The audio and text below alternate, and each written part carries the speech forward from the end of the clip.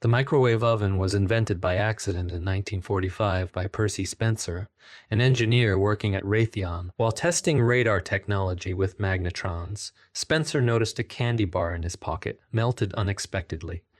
Intrigued, he experimented with other foods like popcorn and eggs, quickly realizing microwaves could cook food rapidly. This led to the creation of the first microwave oven, called the Radarange, in 1947.